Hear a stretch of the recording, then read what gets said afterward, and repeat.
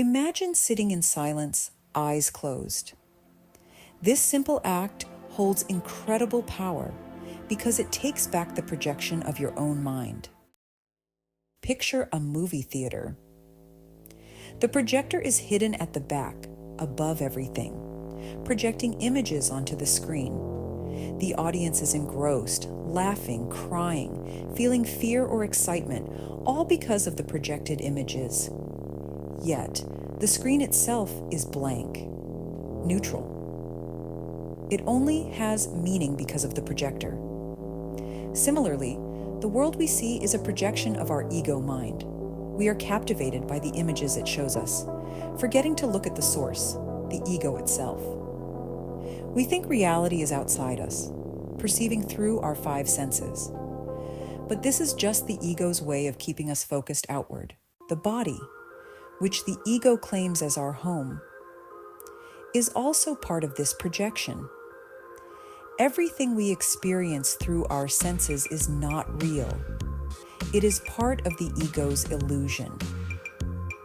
The ego identifies with the body, interpreting anything that happens to it as happening to itself. But the ego is a false self, a false I that imagines separation from God, our true nature of love and peace. This false self sees a world full of other separate, suffering bodies. It's the ego's fantasy, imagining itself unlike God in every way. And through the ego's eyes, you see a world of multiplicity, of many different bodies and objects and places, of which you seem to be one. You seem to be raised in an unloving environment, encountering unloving and ignorant people wherever you go. This is the ego's fantasy. It fancies itself unlike God in every way. It is an impossible scenario. The ego is an imposter, and this world is an impossibility. It is not possible to separate from God. It is not possible to be unlike yourself, which is God. So your mind, in this desire to play out this fantasy, believed this ego thought, this tiny mad idea of separation. Now you find yourself in a kind of dream world in a crystal ball, as in the movie Labyrinth. This world is that labyrinth, and you are in the crystal ball, dancing with the devil in his twisted dream world. So, how can you break free? How do you defeat the ego? This is his world after all. He created it.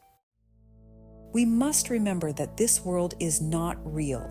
It's a dream, a projection, and you are the dreamer.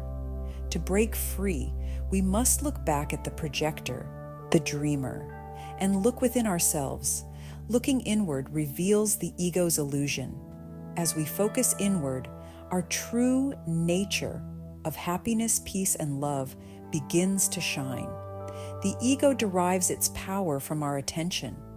By withdrawing our attention from the dream world's distractions, we weaken the dreaming ego and wake up to the real world of God. Little by little, the illusion gets weaker.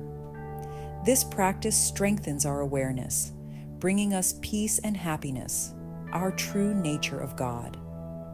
At its core, the ego is nothing, like the Wizard of Oz, a puny phantom of our own thoughts. And by continuously looking within, our awareness grows stronger, making the dream world appear fleeting and less real. As you become more real, the world becomes more unreal. Who would get upset knowing this is all a dream? Keep your attention inward. The outside world doesn't deserve your power. You are God itself, and you bow to no one. By reclaiming your attention, you reclaim your power, and you realize your true divine nature.